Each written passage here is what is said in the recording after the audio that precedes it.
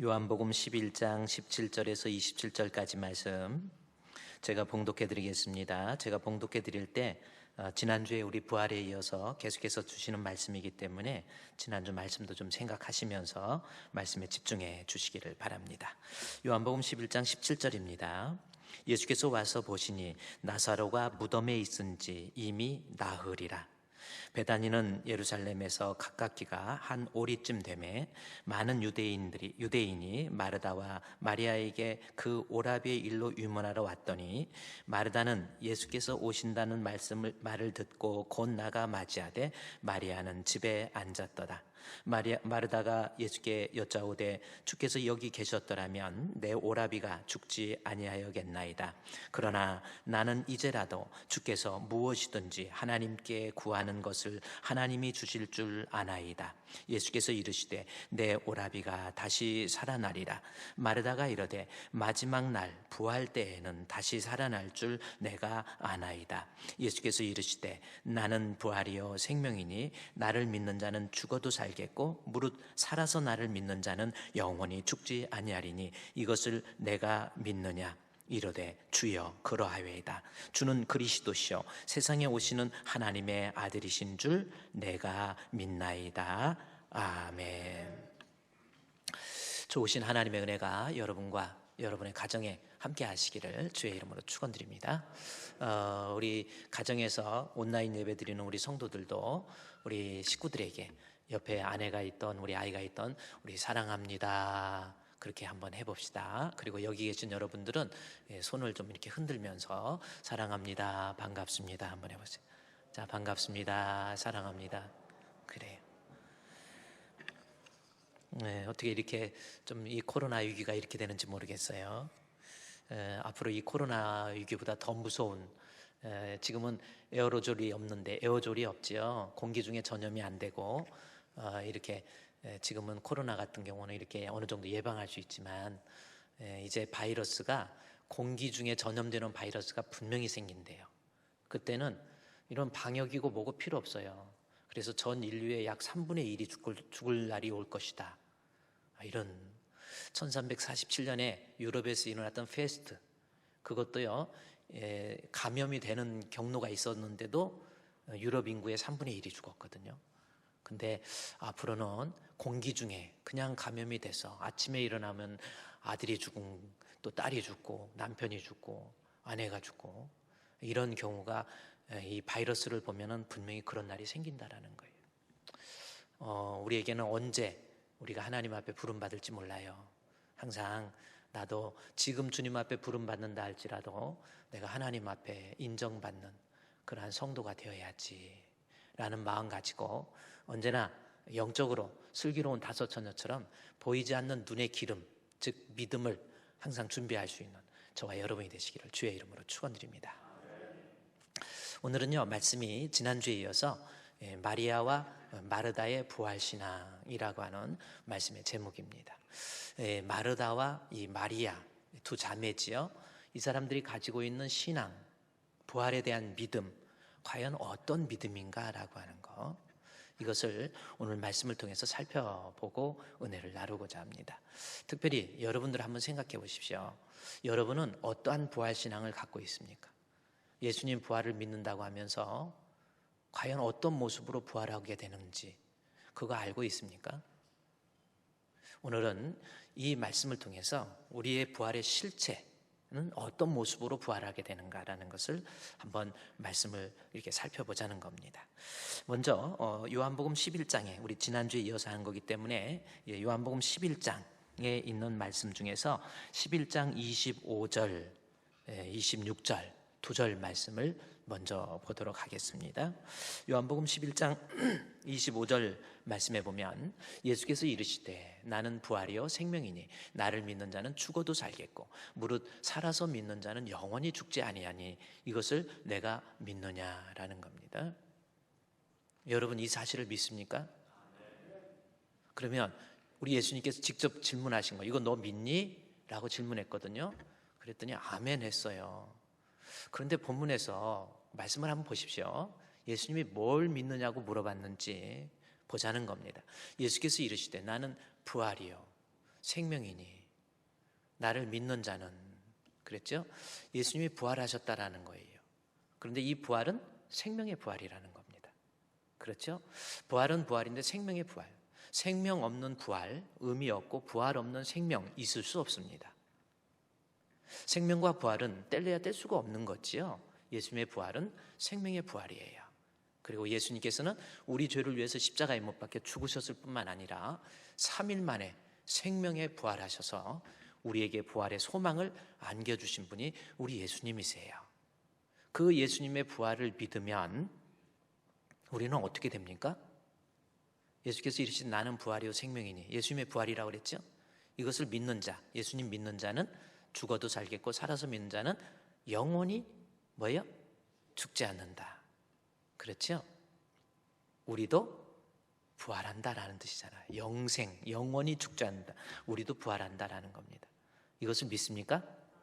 그러면 영원히 부활한다고 그랬는데, 영원히 죽지 않는다고 그랬는데, 영원히 죽지 않는 모습으로 부활할 때 우리의 부활의 모습이 어떤 모습이냐는 거예요. 지금 예수님께서 질문하실 때 그냥 영원히 죽지 않는다, 부활한다, 이것만 믿느냐고 물어본 게 아니잖아요. 뭡니까? 나를 믿는 자는, 그 다음에 사이에 뭐가 있어요? 죽어도 살겠고 살아서 믿는 자는 영원히 죽지 않는다. 요건 왜 해석을 안 합니까? 우리의 부활의 실존이 어떤 실존인가를 나는 믿는 자, 나를 믿는 자는 죽어도 살겠고. 그러면 이 말씀은 어떻게 해석이 돼요? 죽어도 살겠고. 아, 죽은 다음에 부활을 믿으면 죽었는데도 살아나고. 살아서 믿는 자는 그러면 내가 살아있을 때 또 이제 이렇게 생각하죠. 살아있을 때 예수님이 혹시 공중 재림하셔서 심판하시면 나 그때 또 살고, 뭐 이렇게 해석하십니까? 아니에요. 지금 예수님께서 부활을 믿느냐라고 할 때 그 믿음의 내용은 나는 죽어도 살겠고 살아서 믿는 자는 영원히 죽지 않는다라고 하는 이 해석은 지금 마리아와 마르다, 즉 마르다와의 대화 속에서 주어진 말씀이에요. 다시 말해서 지금 마르다와 마리아는 부활에 대해서 잘못 이해하고 있다라고 하는 것, 그리고 잘못 이해하고 있는 그 부활 신앙을 죽어도 살겠고 살아서 나를 믿는 자라는 말 속에 진정한 성경적 부활의 실체가 무엇인가를 우리에게 설명해 주고 있는 내용입니다. 그래서 요한복음 11장 25절에서 26절 말씀을 제대로 해석해야 우리가 진정한 부활 소망을 가져요. 그냥 막연하게 죽어서, 저 멀리서 죽어서 그냥 부활을 하는데 어느 정도 부활하는 거예요? 여러분, 부활하면 마치 나도 이제 죽었어요. 그럼 부활해요? 그럼 어떤 모습의 부활이에요? 그냥 그림으로 보면 날개 하나 있을 것 같기도 하고, 그 다음에 위에 뭐 이렇게 뺑글 연기같이 돌아가는 거 있잖아요. 그렇게 부활하는 것으로 이해하는 사람이 있잖아요. 실제로 신앙생활 20년, 30년, 아니 평생 교회 다닌 사람도 정말 성경적 부활 신앙이 무언가, 성경적으로 나는 도대체 어떤 모습으로 부활한다는 건가 라고 하는 거에 대해서 제대로 알지 못하는 사람들이 참 많이 있다라는 겁니다. 그래서 요한복음은 제가 여러분께 말씀드렸듯이 이 세메이온이라고 하는 사인, 표적입니다. 표적의 책이라고 그러죠. 그래서 11장까지의 7가지의 표적을 통해서 우리 예수님이 어떤 분이고, 특별히 7가지 표적 중에서 마지막 표적이 오늘 이 부활에 대한 내용이에요. 그래서 예수님께서 그 가나 혼인잔치에서 물로 포도주 만든 사건, 즉 십자가에 흘리신 보혈, 예수님의 죽으심, 그리고 7가지 사인을 쭉 설명하다가 결국은 마지막 나사로의 부활을 통해서 우리가 예수를 믿는 자에게 주어지는 부활의 실존이 무슨 모습인가 라고 하는 것을 우리에게 설명해 주고 있는 내용입니다. 자, 그러면 오늘 한번 정말 내가 어떤 모습으로 부활하게 될지 좀 살펴보자는 겁니다. 다시 요한복음 11장 25절, 26절 한번 다시 보면요, 예수께서 우리 이 말씀은 중요하니까 우리 한번 같이 한번 봉독해 볼까요? 집에서도 같이 봉독합니다. 시작. 예수께서 이르시되 나는 부활이요 생명이니 나를 믿는 자는 죽어도 살겠고 무릇 살아서 나를 믿는 자는 영원히 죽지 아니하리니 이것을 내가 믿느냐. 아멘. 자, 중요한 건 먼저 믿음부터 점검해 봐야 되겠죠? 여러분, 지금 교회 다니면서 우리 예수님이 나를 위해서 십자가에 못 박혀 죽으시고 죽으신 지 3일 만에, 그랬죠? 밤낮 3일입니다. 제가 그래서 우리 예수님께서 십자가에 죽으신 날이 금요일이 아니라고 그랬죠? 요거에 대해서 주중에 많은 성도들이 저한테 질문을 하는데 어디서부터 어떻게 설명해야 될지 시간적 여유가 없어서 요 부분에 대해서는 여러분 그게 가장 성경적인, 예수님은 수요일 날 오후 3시에 십자가에 못 박혀 죽으셨고 토요일 날 오후 3시 이후에 아마 저녁 때쯤 예수님은 부활하셨고 마리아가 빈 무덤을 새벽에 본 거지 새벽에 부활하신 것이 아니다라는 거예요. 그래서 3일 밤낮이 되려면 수요일 날, 목요일 날, 금요일, 그러니까 수요일 오후부터 목요일, 금요일, 토요일까지, 그래야 3일 밤낮이 되는 거거든요. 그래서 이 사실에 대해서는 내년에 부활주일에 말씀을 좀 생각해 보기로 하고, 오늘은요 예수님께서 우리를 위해서 십자가에 못 박혀 죽으셨다라고 하는 것, 그리고 죽으셨을 뿐만 아니라 3일 만에 부활하셨어요. 부활하셔서 게바에게 보이시고 500의 형제에게 일시에 보여주셨어요. 사람이 한 사람만 봐도 믿을만 한데 두 사람, 세 사람, 500, 그리고 많은, 즉 500의 형제에게 일시에 보이시고 그 다음에 야고보에게 보이시고 그 다음에 맨 나중에 만삭되지 못했던, 예수에 대해서 증오하고 저주했던 이 사도 바울에게도 보여주셨어요. 그래서 예수 그리스도의 부활은 확실하다라는 겁니다. 그럼에도 불구하고 교회를 다니면서 이 부활에 대한 믿음이 없으면 이 사람의 믿음은 헛것입니다. 이 사실에 대해서 고린도전서 11장에 있는 말씀을 한번 참고해 봐야 됩니다. 고린도전서 11장에 여러분이 한번 성경을 넘겨보면요, 한번 보십시오.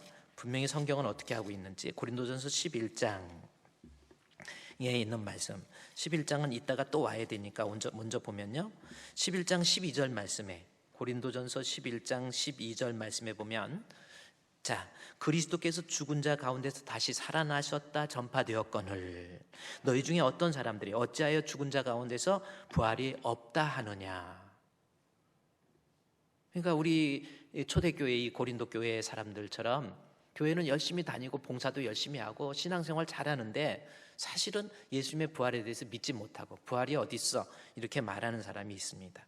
그렇게 되면 14절 말씀에 보면 그리스도께서 만일 다시 살아나지 못하셨으면 우리가 전파하는 것도 헛것이요 또 너희 믿음도 헛것이다 라는 말씀이 나옵니다. 그러니까 그 믿음으로는, 그러니까 그리스도의 부활을 내가 믿지 못하는 사람이라고 한다면 그 믿음은 헛것이라는 거예요. 여기서 헛것이라는 것이 고린도전서 15장에 나와 있는 이 헛것이라는 것이 영어로 보면, 헬라어에서는 아무런 효력이 없다라는 뜻이고요, 영어로 보면 useless라고 하는 그러한 단어를 쓰고 있습니다. 이것이 바로 헛것이라는 뜻이에요. 그러면 제가 이걸 지난주에 여러분께 말씀드렸지만 use라고 하는 것은 사용한다, 쓴다라는 거죠. 효과가 있다라는 겁니다. use. 그 다음에 less는 부정을 말하는 거예요. 그래서 useless. 그 다음에 this는 명사를 만들기 위한 어미입니다. 그래서 useless, 그러면 아무런 효력이 없다라는 겁니다. 내가 가지고 있는 이 부활이 없는 믿음은 아무리 봉사를 열심히 하고 하나님 앞에 예배도 드리고 일도 열심히 하지만 그러한 믿음 가지고는 그 믿음이 효과를 나타내지 못해요. 나타내지 못하는 효과가 뭔지 아세요? 이 고린도전서 15장 마지막에 보면은 17절 말씀에, 고린도전서 15장 17절 말씀에 보면 바로 그 말씀이 기록되어 있어요. 그리스도께서 다시 살아나신 일이 없으면 너희 믿음도 헛되고, 자, 헛된 믿음이고 여전히 죄 가운데 있게 된다, 이 말씀을 표현합니다. 그러니까 우리가 하나님 앞에 교회는 다니지만 그리스도의 부활을 믿지 못하면 그 사람의 신앙 가지고는 효과가 안 나타나요. 어떤 효과? 믿음의 효과는 죄사함 받고 영생을 얻는 건데, 내가 예수 그리스도의 부활을 믿지 못하면 그 사람이 가지고 있는 믿음으로서는 내가 죄사함 받지 못하고 그 사람 가지고 있는 믿음으로서는 내가 영생을 얻을 수 없다라는 거예요. 그러므로 여러분 신앙생활하면서 믿음이라는 것이 무엇인가에 대해서 성경은 계속해서 고린도전서 15장에서 이야기해요.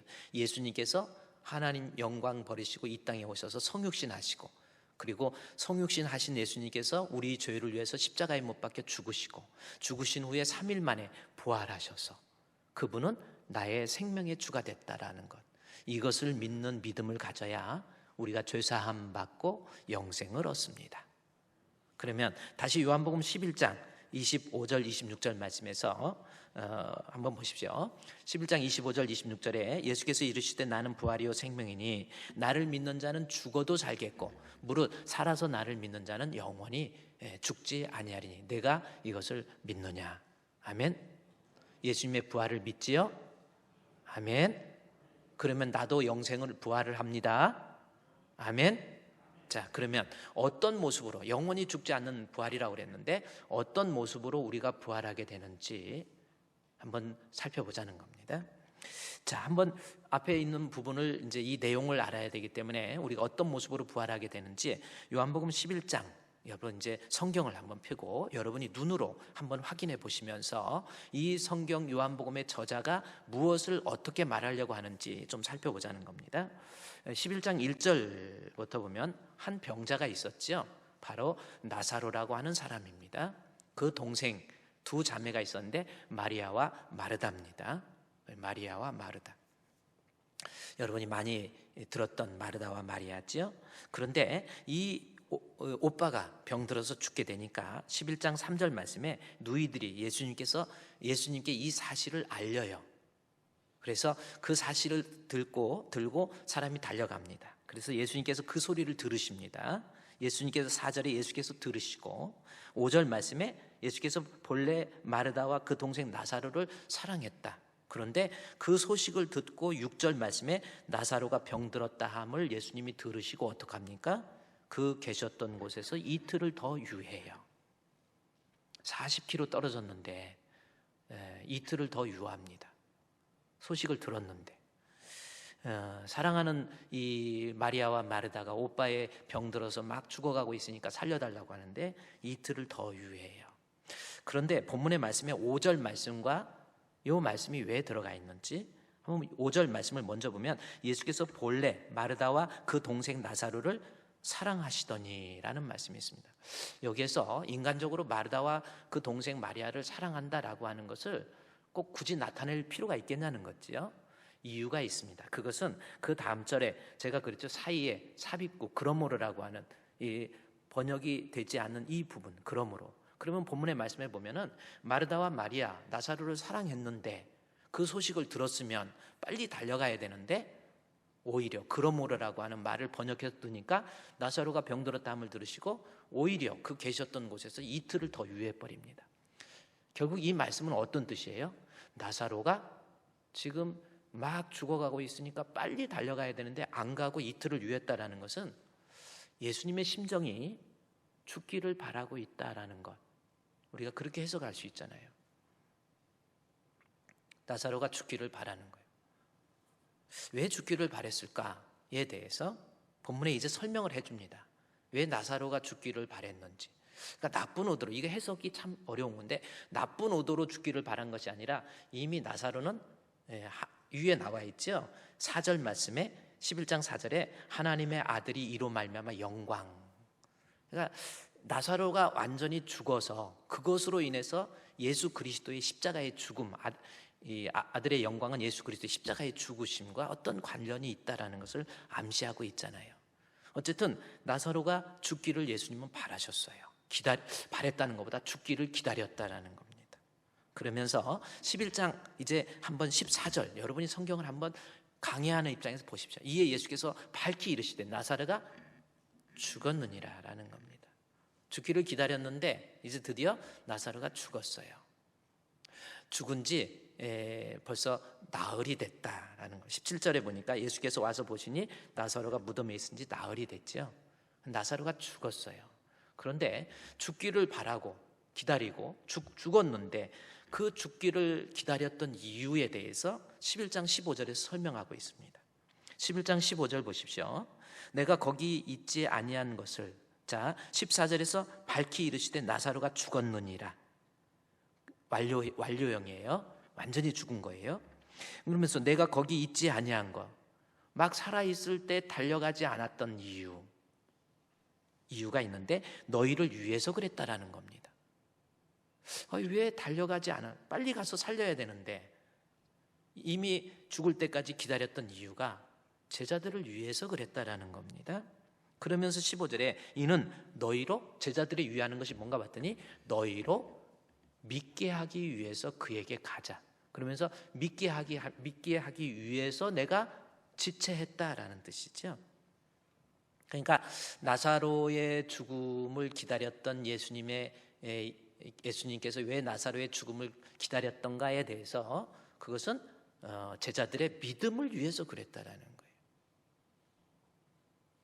거예요. 도대체 나사로의 죽음을 통해서 제자들에게 믿음을 위해서 그랬다 이렇게 나옵니다. 그러면 여기서 한번 봅시다. 제자들이 믿음이 없었나요? 한번 여러분이 이 성경을 읽어가면서 그러면 제자들이 믿음이 있었어요, 없었어요? 한번 말해보세요. 제자들이 믿음이 있었죠. 얼마나 믿음이, 그래서 본문의 말씀에 15절에서 믿게 하기 위해서 그러나 이제 가자 그러면서 16절에 디두모라고 하는 사람이 나와요. 디두모는 누굽니까? 도마지요. 여러분이 지금까지 생각할 때 도마 그러면 의심 많은 도마, 따지고 분석해서 이해되어지는 것만 받아들이는 사람 도마, 이렇게 생각을 하잖아요. 그런데 믿음을 위했다라고 하면서 15절에 믿음을 위해서 그랬다라고 하면서 바로 나온 것이 16절에 디두모라고 하는 도마에 대해서 이야기를 해요. 16절 말씀에 디두모라고 하는 도마에 대해서 이야기를 합니다. 그러면서 디두모라고 하는 도마가 제자들에게 말하되 우리도 주와 함께 죽으러 가자, 이 말씀을 합니다. 이게 무슨 뜻일까요? 제자들의 믿음을 위한다고 그러면서 그 다음 절에 바로 나온 것이 도마가 나오고, 도마가 하는 말이 뭔가 봤더니 우리도 유대 지역으로, 예수님이 유대로 가자고 앞에서 그랬기 때문에 예수님 유대로 가시는데 우리 죽으러 가자, 이 말이 여기에 기록되어 있다는 겁니다. 그러면 요한이 16절에서 제자들의 믿음을 위한다 그러면서 16절의 말씀 도마가 우리도 함께 죽으러 가자라고 하는 것을 기록한 이유가 뭘까요? 한번 생각해 보세요. 제자들의 믿음을 위했대요. 그런데 의심 많게 여겨지고 있는 도마를 그려놓기를 디두모라고 하는 도마가 제자들에게 말하되 우리도 함께 죽으러 가자. 그러면 이게 무슨 뜻이냐면 우리 함께 죽으러 가자 그러면 도마의 믿음의 상태가 지금 어떤 믿음이에요? 그러면 쉽게 얘기하면 믿음을 위해서 그랬다는데 도마는 믿음이 있었어요, 없었어요? 왜 눈만 깜빡깜빡하고 있어요? 입은 마스크로 가렸으니까 안 보이는데 눈은 다 보입니다. 그러면 여러분 한번 생각해 보세요. 도마가 믿음이 있었어요, 없었어요? 아니, 생각해 보세요. 우리도 함께 지금 돌에 맞춰서 죽을지도 못하는 유대 지역에 우리 함께 예수님 위해서 죽으러 가자. 이것은 디두모라고 하는 도마에게 있어서 대단한 믿음이 있었던 거예요. 아니, 우리 코로나 위기 때문에 뭐 좀 예배 드리면 뭐 하는데 혹시 죽을지 모른다고 안 온다고 그러고, 이런 다음 주 우리 현장 예배 드린다고 그래도 혹시 죽을지 모르니까 안 갈 거야, 이런 사람도 있을 거고, 안 죽습니다. 절대로 괜찮아요, 언제. 그리고 그러니 만약에 정말 공산당이 쳐들어와서 너 교회 나가면 내가 총으로 쏴 죽일 거야, 그럼에도 불구하고 오겠다. 그러면 그 사람 믿음이 어떤 것 같아요? 좋은 믿음이지요. 지금 도마가 그 정도라는 거예요. 이게 장난이 아니고, 유대 지역에 예수님이 가자 그랬잖아요. 유대 지역에 가면 돌에 맞아 죽습니다. 그런데도 우리 예수님 위해서, 나도 16절 보십시오. 디두모라고 하는 도마가 다른 제자들에게 말하되 우리도 주와 함께 죽으러 가자 그래요. 대단한 믿음이라는 거예요. 그러니까 15절에서 너희로 믿게 하기 위해서 하면서 제자들의 믿음을 요한은 탁 던집니다. 어떤 믿음이냐? 제자들의 믿음이 없는 게 아니라는 거예요. 대단한, 우리 예수님을 하나님의 아들에 대한 아들로서의 믿음을 확고하게 가지고 있었다라는 것을 이 디두모의 이야기를 기록함으로 우리에게 설명해 주고 싶었던 거예요. 실제적으로 마태복음 16장 16절 말씀에 보면은 이 마지막 표적이거든요. 이제 십자가의 죽음을 앞두고 마지막의 부활에 대해서 설명하기 위한 표적인데, 실제로 마태복음 16장 16절에 보면은 제자들의 믿음 대표할 수 있는 시몬, 아까 제자들에게 제자 너희들의 믿음이라고 그랬잖아요. 그러니까 제자들의 믿음의 실체를 보니까 시몬 베드로가 대답하여 이르되 주는 그리스도시요 살아계신 하나님의 아들입니다. 대단한 고백이죠. 여러분 생각해 보세요. 주는 그리스도시요 살아계신 하나님의 아들입니다 라고 하는 그 고백을 할 수 있다고 하는 것, 오직 하면 우리 예수님께서도 바요나 시몬아 내가 복이 있다. 이 바요나 시몬, 바는 아들이라는 뜻이고요, 요나의 아들 바요나입니다. 그래서 바요나 시몬아 내가 알게 한 것, 이것은 사람의 힘이 아니라는 거예요.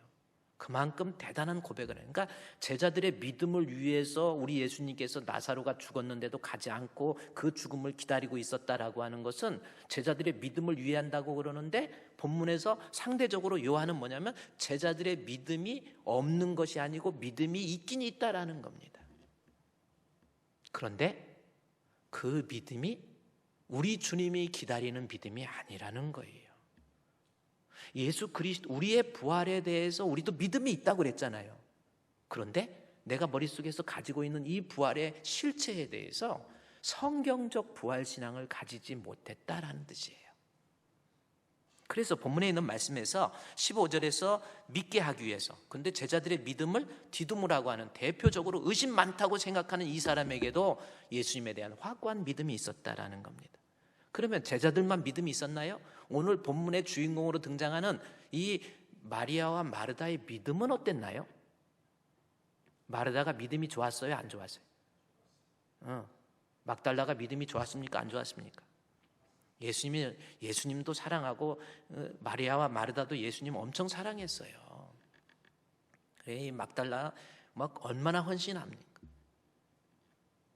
막달라, 제가 옛날에 대학 다닐 때 입구에서 어떤 할머니가 학교에 들어가는 학생들한테 무조건 아무 말 안 해요. 그냥 툭 칩니다. 툭. 그래서 이렇게 그 구제해 달라는 식이겠죠. 거린처럼 툭 쳐요. 아무 말 안 해요. 그래서 막달라 아줌마라고 그런 얘기도 하고 그래요. 그분이 돌아가셨다고 그러더라고요. 참 안타깝죠. 저도 그때 버스 타고 와가지고 버스비 전략하고 그럴 때도 이렇게 툭 치니까 그분한테 동전 좀 주고 이랬는데, 그러다 보니까 정들어서 그분은 한마디 말을 안 해요. 툭 치고 막 달라. 그래서 근데 또 그분이 또 그걸로 또 구제도 많이 하시고, 참 세상에 좋은 분들도 많이 계시더라고요. 여러분들도 이 땅에 살면서요, 가지지 못한 자, 소외된 자에 대해서 무시하거나 교만 부리지 마시고 도와줄 수 있으면 도와주는 게 좋습니다. 어쨌든 이 본문에서 제자들의 믿음을 위했다고 그랬는데, 제자들의 믿음을 보니까 아주 좋아요. 그러면 마르다의 믿음을 한번 볼까요? 주인공으로 등장하는 마르다 봅시다. 17절 말씀해 보십시오. 예수께서 와서 보시니 나사로가 무덤이 있은지 나으리다. 지금 제자들의 믿음이 위한 거라고 해서 제자들의 믿음을 16절에서 디두모를 예를 들어서 이야기하고, 그 다음에 마르다의 믿음에 대해서 이야기합니다. 어느 정도 믿음이 좋은가 봤더니 17절에 예수께서 와서 보시니 나사로가 무덤에 있은 지 며칠이 됐어요? 나흘이 됐습니다. 그러니까 죽은 지 나흘 됐어요. 자, 유대인들의 이 요세푸스의 역사 기록을 봐도 유대인들, 우리도 죽으면 며칠장 하죠? 3일장 하죠. 3일장. 근데 유대인들도 3일입니다. 3일장. 그래서 왜냐하면 3일이 지나면 생물학적으로 살아날 수가 없어요. 3일이. 제가 지난주에 얘기했지만은 우리 권사님 한 분처럼 죽었다가 완전히 호흡이 멈춘 거 확인하고 장례 예배 드렸는데 한 서너 시간 있다가 이제 다 돌아가셨다고 그래가지고 식구들이 다 이제 방에 모셔드리고 나와서 뭐 정리하고 다시 아이고 우리 어머니 돌아가셔서 문 열고 들어갔더니 어머니가 눈을 뜨고 있더래요. 고서운 권사님이라고. 서운하게 지금 돌아가셨어. 그런데 그렇게 해서 몇 시간 만에 살아나요. 근데 그 기간이 생물학적으로 한 3일 정도 된다고 봅니다. 근데 나사로는 죽은 지 며칠 됐어요? 나흘 됐죠. 그러니까 죽어서 팍 고아진 거라고 해요. 팍 썩은, 그렇죠? 예수께서 와서 보시니 나사로가 무덤에 있은지 나흘이라는 말은, 이것은 생물학적으로 소생 불가능하다라는 표현입니다. 그리고 실제로 나으래요. 제가 그래서 예수님께서 금요일 날 오후 3시에 안 돌아가셨다고 그랬죠. 3일 밤낮이 돼야지 오후 3시에 돌아가시고 주일날, 그러니까 오늘 안식구 첫날 주일날 돌아가셨다고 한다면 불과 48시간이나 제대로 안 돼요. 그러니까 생물학적으로 살아날 수 있단 말이에요. 그렇기 때문에 금요일 날 돌아가셨다고 하니까 이단이나 마귀들이 가만 안 놔두지요. 뭐예요? 거봐라, 이거 생물학적으로 살짝 기절한 거지 살아 죽은 게 아니다. 그러니까 예수님의 부활은 없다, 이렇게 얘기하잖아요. 그러니까 우리가요, 성경도 학문적으로 접근하지 못하면 이단한테 당해요. 제가 정확히 도표를 만들어서 내년에 제가 우리 창조과학협회 김명현 교수 같은 경우도 그렇고 우리 신학자들 중에서도 수요일 날 돌아가셨다라고 하는 거, 그래야만이 부활이 설명이 돼요. 그만큼 지금 나사로는 죽은 지 나흘이 됐잖아요. 예수께서 여러분은 죽으면 며칠장 하실 거예요. 죽은 다음에는 우리 그래서 3일장 해도 참 자식들이 3일 동안 막 모시고 있는데도 자식들이 고생을 많이 하더라고. 잠을 못 자고 막. 그러니까 돌아가시면 3일장. 그래서 저 같은 경우는 이 3일장을 안 시키고 싶어도 3일을 채워야 되니까 밤에 11시 55분에 딱 죽었으면 좋겠어. 그러면 하루 딱 떼주잖아, 우리 남아있는 아들. 그래 11시 55분에. 근데 12시 5분에 죽으면 이게 상황이 또 틀려져요. 한 5분만 빨리 죽었으면 이게 고생을 좀 덜 하는데. 어쨌든 17절에 여러분들은 다 5분 전에 돌아가시기 바랍니다. 어차피 육체는 죽게 돼 있는데 우리는요, 하나님 앞에 정말 사람이 죽으면 끝이 아니에요. 하나님의 심판이 있고 예수 믿으면 영생이 있습니다. 가진 거 없고 의지할 데 없고 못 배워서 예수 믿는 게 아니에요. 생명이 예수께 있단 말이에요. 17절 또 말씀을 봅시다. 나사로가 죽은 지 나흘 됐어요. 이제 소생 불가능하죠. 자, 그러면 지금 본문에서 이 언니 마르다의 믿음은 어떤 믿음인가? 제자의 믿음도 있고 마르다의 믿음 보니까 베다니는 예루살렘에서 가깝기가 한 5리쯤 되니까 15스타디온입니다. 거리로 보면은 2.175km, 그러니까 2km 좀 넘는 거예요. 거리입니다. 많은 유대인들이 마리아와 마르다에게 그 오라비의 일로 유문하러 오지요. 그런데 20절 말씀에 마르다는 예수께서 오신다는 말을 듣고 곧 나가 맞이하되 이 마리아는 집에 앉았더라. 이 마르다는 막 예수님 오신다니까, 이제 오빠가 죽은 지 나흘 됐는데 오신다니까 막 뛰어나가는데 이 마리아는 안 나가요. 왜 안 나갔을까요? 그래서 이게 바로 지금 마리아가 가지고 있는 부활 신앙이 무언가를 지금 요한은 설명하고 싶었던 겁니다. 이 본문을 자세히 보면 왜 동생은 안 나갔어요? 마리아요, 옛날에 옥합을 깨가지고 머리털에 부어가지고 1년치 연봉입니다. 대단한 사랑, 대단한 믿음을 가졌던 사람이 마리아인데 지금 마리아가 예수님 오신다는데 언니는 쫓아나갔는데 동생은 안 나와요. 그래서 이 부분에 대해서 어떤 학자들은 마리아의 삐짐, 마리아가 지금 예수님께 뭔가 섭섭한 거예요. 왜 오빠 살아있을 때 와야지, 왜 이제 와가지고 다 끝났는데 왜 이제 오셨는가? 그래서 예수님 오신다는 소식 들으니까 삐지고 안 나간 거예요. 그게 지금 마리아의 신앙이라는 겁니다. 오시려면 빨리 오시지. 그게 다음 절에 나와요. 자, 먼저 언니 믿음부터. 이 삐진 마리아는 우선 놔두고 이 마르다가 예수님 오신다고 하니까 가요. 막 나가서 21절에 마르다가 예수께 여짜오되, 예수님께 좀 섭섭한 표정을 가지고 말하는 것을 여짜오되 그러는 겁니다. 주께서 여기 계셨더라면 내 오라비가 죽지 아니하였겠나이다. 이게 지금 마르다의 부활신앙이에요. 아까 지금 제자들의 믿음은 어떻다고 그랬어요? 베드로의 믿음도, 디두모라고 하는 도마의 믿음도 대단해요. 마리아의 믿음은 어떻습니까? 마리아가 지금 믿음이 어때요? 저 21절만 보고 마리아의 믿음을 한번 봅시다. 저 21절의 말씀만 보면 마리아가 믿음이 있어요, 없어요? 네? 마르다가 예수께 여짜오되 주께서 여기 계셨더라면 내 오라비가 죽지 아니하였겠나이다. 믿음 있습니까 없습니까? 있어요? 뭐야 있어요? 있자는 안 들리고. 그 뭡니까? 대단한 믿음이 있죠. 지금 저 말씀의 표현을 봐도 예수님 우리 오빠 죽었어요. 그런데 예수님이 그때 계셨더라면 분명히 살 수 있는데, 그러면 예수님에 대한 믿음이 없는 게 아니에요. 주님이면 할 수 있잖아요. 우리 주님은 살리실 수 있잖아요. 그 믿음이 지금 있는 거예요. 그러니까 여기 이때 오빠가 있을 때 계셨더라고 한다면 우리 오빠 죽지 않았습니다. 그러니까 예수님에 대한 권능, 예수님에 대한 능력, 예수님은 하나님의 아들로 대한 믿음이 있다는 표현이에요. 저 본문은. 그렇죠? 그럼 봅시다. 20도 그 다음 절에 21절에 계셨더라면 내 오라비가 죽지 아니하였겠나이다. 그러나 22절에 그러나 나는 이제라도 주께서 무엇이든지, 지금 마르다의 믿음을 다시 설명해 주는 거예요. 믿음이 없는 게 아니라는 거죠. 21절 말씀을 보고 마르다는 왜 이렇게 믿음이 없냐, 좀 기다리지, 그럴까봐 지금 저자 요한은 22절을 다시 부연을 합니다.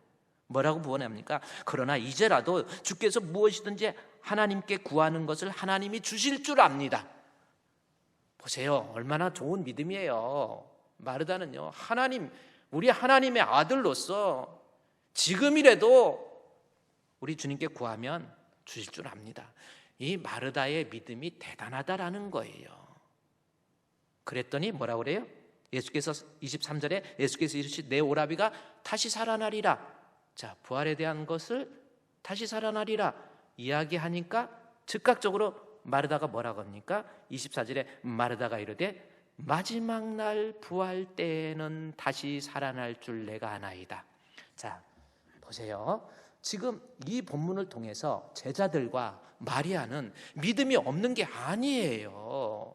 분명한 믿음이 있습니다. 그러나 본문에서 우리가 눈여겨봐야 될 것이 뭐냐면 그 앞에 다시 보십시오. 21절에 마르다의 믿음 한번 보십시오. 어떤 믿음이 없는 건 아니에요.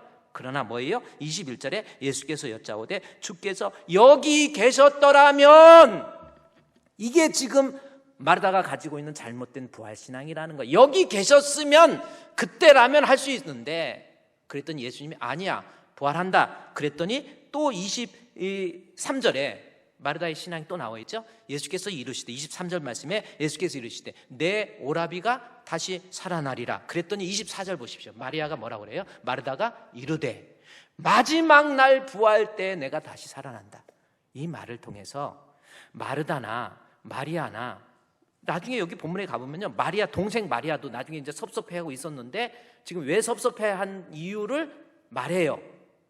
아까 삐진 이유가 나와 있습니다. 그 내용이 32절에 가보면요, 이제 동생한테 가요. 예수님이 집에 있다고 그러니까 또 동생 안 되겠다 해가지고 동생한테 갑니다. 그러니까 주변에 있는 사람들이 아유 빨리 저기 해봐, 지금 예수님 오신대. 그랬더니 32절에 마리아가 예수 계신 곳에 가서 배웠고 그랬죠.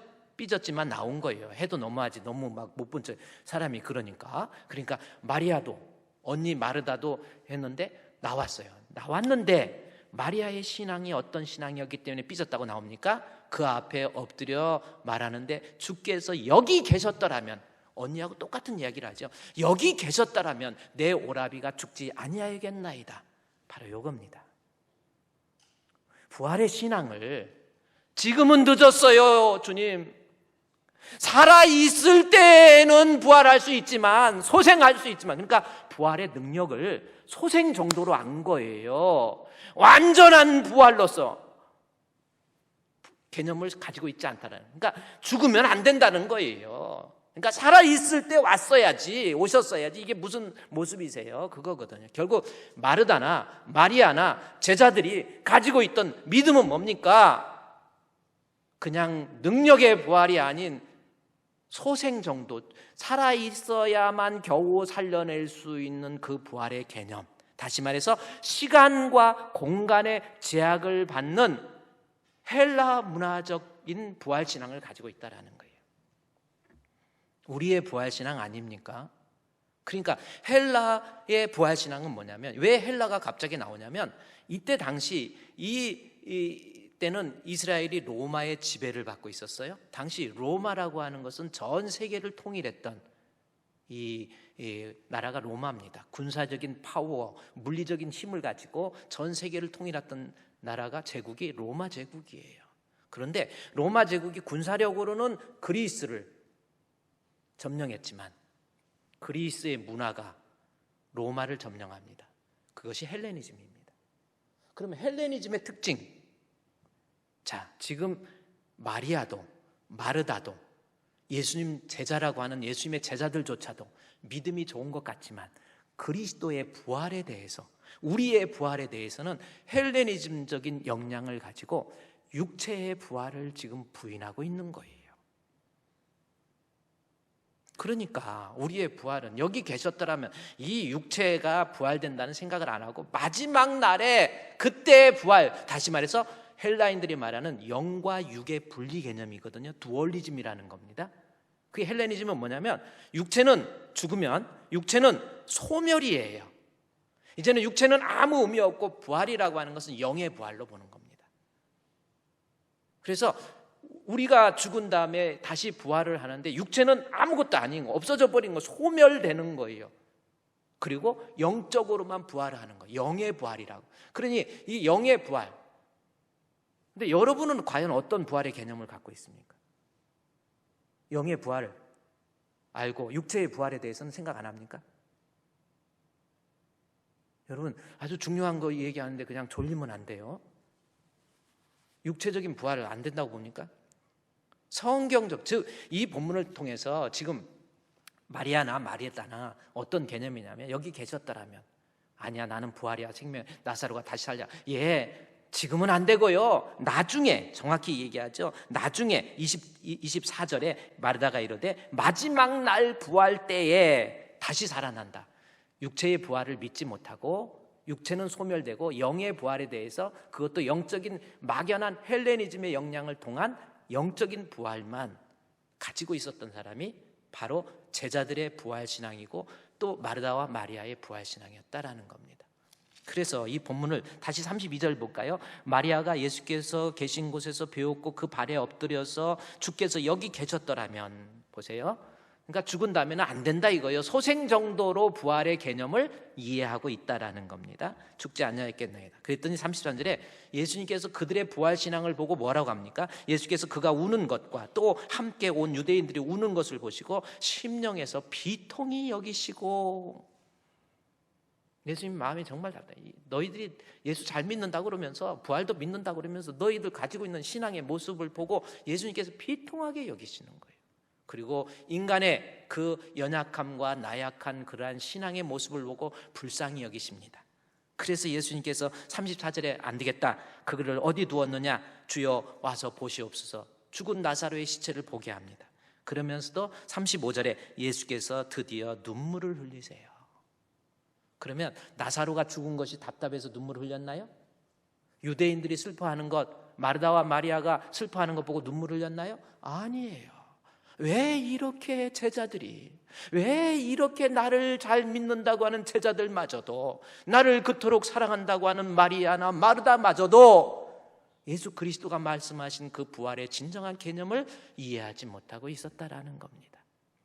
오늘날 여러분이 나 죽어서 그냥 막연하게 어떻게 부활하는 게벼, 그러니까 우리 예수님이 비통히 여기시는 거예요. 정말 교회만 다니면 뭐예요? 이 부활에 대한 성경적 부활 신앙을 확고하게 가지고 나면 우리의 부활이 어떤 모습인가가 정확히 드러납니다. 그러면 과연 성경적 부활은 어떤 모습인지, 헬라적 혹은 어떤 영의 부활만을 막연하게 믿고 있는 그 신앙의 개념을 뛰어넘어서 성경적 부활 신앙이 뭐냐는 거예요. 그것이 오늘 본문, 다시 요한복음 11장 앞으로 가볼까요? 11장 24절에 자, 마르다가 이르되 마지막 날 부활 때에는 내가 다시 살아날 줄 내가 아나이다. 자, 부활에 대해서, 육체적 부활에 대해서 개념이 정립되어 있지 않지요. 그냥 소생하지 못하는 것으로, 소멸되는 것으로 그렇게 알고 있잖아요. 그때 예수님께서 25절 26절 보세요. 예수께서 이르시되 나는 부활이요 생명이다. 그러면서 부활에 대해서 이야기를 합니다. 예수님의 부활의 모습은 이거다라는 거예요. 그러면서 나를 믿은 자는 그 사람 역시 영원히 죽지 않는 부활의 잔치에 참여한다라고 하면서 나를 믿는 자는 죽어도 살겠고, 자, 부활의 개념이 죽었다고 해서 부활 못하는 거 아니라는 거예요. 그리고 살아서 믿는 자는 영원히 죽지 않는다. 생과 사를 뛰어넘는, 시간과 공간의 개념을 뛰어넘는 육체적 부활과 영혼의 부활이 있다라는 것을 본문에서 이야기해 주는 겁니다. 그러면 여기에서 우리가 좀 살펴볼까요? 예수님의 부활에 나는 부활이는 이런 모습으로 부활이요 생명이니 나를 믿는 자, 즉 예수의 부활에 연합할 때 나도 부활의 첫 열매 되신 예수님께 나도 차례대로 부활하기 때문에 예수님의 부활의 모습을 우리가 좀 살펴봐야 됩니다. 그것이 성경적 부활이기 때문에.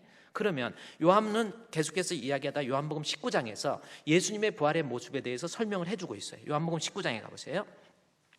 요한복음 19장 19절입니다.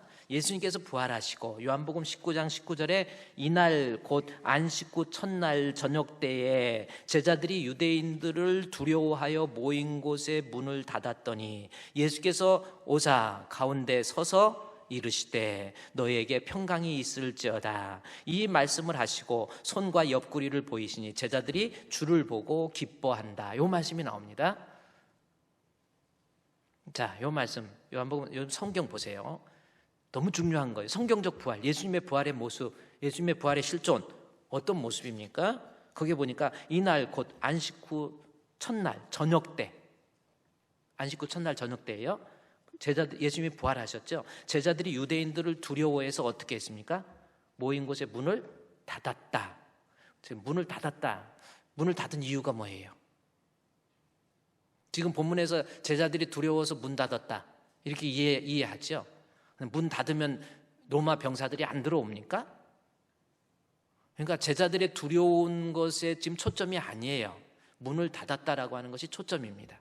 그러면 문을 닫으면 문을 부시지 않고는 우리의 육체가 들어올 수 있어요, 없어요? 못 들어오죠. 근데 예수님 부활하신 예수님 보십시오. 문을 닫았다라는 것을 강조하면서 예수께서 오사 가운데 서서 이르시되 너에게 평강이 있을지어다라는 거죠. 그러니까 예수님께서 오셨어요.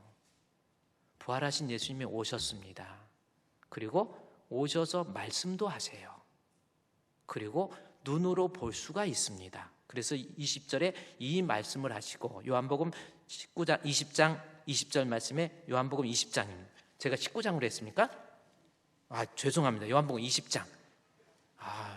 정말 죄송해요. 방송실에서 안 띄워져 가지고 이따 끝나고 혼내려고 그랬더니 20장 19절입니다. 이 말씀을 하시고 저녁 때 두려워서 문을 닫았다라는 거죠. 두려워서 문을 닫았는데 19절에 두려워서 문을 닫았는데 닫은 이유가 뭐예요? 두려워서 닫았다는 게 아니라 문을 닫았다. 근데 예수님께서 오셔서 가운데 서 있다라는 거예요. 분명한 육체가 있다라는 거죠. 그리고 말씀도 하십니다. 그리고 또 하나 보세요. 20절에 이 말씀을 하시고 손과 옆구리를 보여주세요. 제자들이 보고 기뻐합니다. 손과 옆구리를 보여줘요. 그러니까 예수님의 부활의 모습을 보니까 육체적으로 부활하는 거예요. 손과 옆구리 다 보여주시는 거예요. 그래서 우리가 성경적 부활의 개념은 어떤 모습으로 부활하는가에 대해서는 육체적 부활이 분명히 있다라는 거예요. 그러면 그럼 목사님 죽으면 육체는 썩잖아요. 아니요, 썩지요. 맞아요. 그렇잖아요. 육체가 썩어요. 그러면 그게 어떻게 육체적 부활입니까? 여러분, 그거에 대해서 어떤 모습으로 부활하냐는 거예요. 육체적 부활, 첫 번째 성경적 부활이 육체적 부활과 영의 부활인데 육체적 부활에 대해서 고린도전서 15장 여러분 한번 가보세요.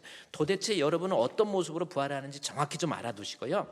15장 고린도전서 15장 35절 말씀에 보면 고린도전서 15장 35절 말씀, 자, 여기 육체적 부활에 누가 묻기를 죽은 자들이 어떻게 다시 살아나며 어떠한 몸으로 오느냐. 자, 몸이에요. 사륵스입니다. 여러분, 부활할 때 어떠한 몸으로 오게 될 것 같습니까? 어떠한 몸으로 오느냐. 그랬더니 36절에 어리석은 자여, 내가 뿌리는 씨가 죽지 아니하면 다시 살아난다. 자, 씨 이야기를 합니다. 여러분, 밀의 씨앗, 보리씨, 뭐 보리든 뭐든 벼든 벼 씨하고 거기에서 나오는 줄기나 열매는 씨하고는 전혀 다른 모습이에요. 그렇죠? 그러니까 지금 우리가 죽어서 육체의 부활을 어떠한 모습으로 사냐에 대해서 씨를 이야기하면서 우리가 썩을 육체를 심습니다. 그러나 다른 모습으로 나타난다라는 거. 그게 이야기를 하면서 36절에 씨가 죽지 않으면 살아나지 못하겠고 결국 죽음으로 인해서 다시 살아나는데 육체는 이 38절에 하나님이 그 뜻대로 그에게 형체를 줘요. 육체의 형체가 있습니다. 형체를 주시되 각 종자에게 그 형체를 주시니라. 그러면서 그 형체에 대해서 육체는 똑같은 육체가 아니라는 겁니다. 하나는 짐승의 육체, 하나는 새의 육체, 하나는 물고기의 육체, 그다음에 하늘에 속한 형체도 있고 땅에 속한 형체는 달라요. 그러면서 영광도 다릅니다. 그러면서 42절 너무 중요해요. 죽은 자의 부활도 이와 같으니 썩을 것으로 심고 썩지 아니할 것으로 거두게 된다라는 거예요. 그러니까 여러분 육체의 부활은 분명히 있는데 그 육체가 내가 눈에 보이는 육체가 썩었다고 그래서 끝나는 게 아니라 전혀 다른 육체로 나오는데 그 육체의 모습이 뭐예요? 42절에 죽은 자의 부활도 그와 같으니 썩을 것으로 심고 썩지 아니할 것으로 거두는 거예요. 자, 육체가 있는데 그 육체는 지금의 육체는 썩을 겁니다. 그래서 욕 중에서 정말 성경적인 욕이 뭐라고 그랬어요? 저 전라도 쪽에 가 이렇게 욕을 그렇게 잘 알아. 저런 썩을 놈들이 있나? 틀린 말이 아니에요. 다 육체는 썩어요. 그러나 부활의 육체는 그러지 않습니다. 썩을 것으로 심고 썩지 아니할 것으로 거둡니다. 지금 내 육체는 병들고 아프고 고통스럽고 그래서 성도들 병원에 가서 수술하고 어떤 성도는 암 수술해가지고 집사님, 권사님 어떠세요? 지금 어떠냐고 상황 물어보면 목사님 밥 한번 넘기기도 힘들고요. 숨을 너무 힘들게 하고 너무 힘들어요. 그래요. 그게 육체예요. 병들고 아프고 때로는요 상처나고 또 이게 육체입니다. 그런데 그건 썩을 거예요. 근데 썩을 것으로 심지만 썩지 아니할 것으로 거두는 거예요. 썩지 아니할 육체의 모습에 대해서 어떻게 얘기하냐면 욕된 것으로 심고 영광스러운 것으로 다시 살며 약한 것으로 심고 강한 것으로 다시 사고 그러면서 육의 몸으로 심고 그 몸은 신령한 몸. 자, 육체가 있는데 그 육체는 신령한 육체로 표현하고 있는 거예요. 전혀 다른 아까 제가 얘기했듯이 씨앗과 이파리나 줄기가 다르듯이 전혀 다른 우리가 부활할 때 우리의 육체가 없는 것이 아니라 성경적 부활신앙은 우리의 육체도 전혀 다른 육체로서 그것을 신령한 육체 그 다음에 영광스러운 육체 더 이상 아프거나 병들거나 슬퍼하거나 좌절하거나 죄의 유혹이 있거나 이런 것이 아니에요. 우리가 육체가 가지고 있기 때문에 때로는 누구를 원망하고 불평하고 미워하고 남의 것 빼앗으려고 하고 뭐 이런 모습들 여러 가지 있잖아요. 그러나 새로 부활할 이 육체는 신령한 육체, 영광스러운 육체. 그러면 영광스러운 육체만 있나요?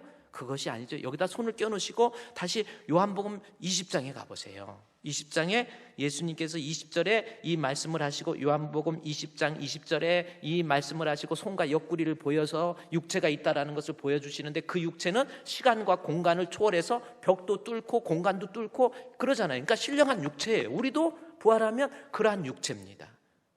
그러한 육체만 있는 것이 아니라 성경적 부활신앙이 또 하나는 뭐냐면 영의 부활이 있다라는 겁니다. 그러면서 예수께서 21절에 평강이 너에게 있을지어다 그러면서 22절에 예수님 나타나신 부활하신 예수님의 모습 중에서 또 하나 보십시오. 이 말씀을 하시고 그들을 향하사 숨을 내쉬며 이르시되 성령을 받으라. 자, 이건 또 어떤 말씀입니까? 여기서 숨을 내쉬었다 라페쉬라고 하는 이 히브리어의 단어인데 이것은 창세기에 나와 있는 말씀을 그대로 써놓은 거예요. 창세기 2장 7절입니다. 하나님께서 인간을 흙으로 만드시고 생기를 그 코에 불어넣으셨죠. 그게 생명이 됐다라는 겁니다. 근데 예수님께서 부활하시고 난 다음에 요한복음 21장 22절 말씀해 보니까 이 말씀을 하시고 그들을 향해서 숨을 내셨다. 그리스도에 의한 재창조를 이야기하죠. 부활하신 예수님이 인간을 재창조하는데 재창조의 모습은 성령, 그 입에서 나오는 성령. 그래서 예수님의 부활의 모습의 두 번째는 거룩한 성령입니다. 영이에요, 영. 그래서 우리가 성경적 부활신앙은 이 육체는 썩으니까 썩을 것으로 가지만은 전혀 다른 신령한 육체, 병들거나 아프거나 애통한 거나 곡하는 것이나 눈물 흘린 것이나 뭐 괴로운 것 이런 것 지나가 버리고 우리 썩을 것으로 심지만 썩지 아니할 것으로 분명히 우리는 부활해요. 그 육체가 있습니다. 그리고 영의 부활에 대해서 성령의 모습을 이야기하는데 그것이 이제 고린도전서 15장에 보십시오.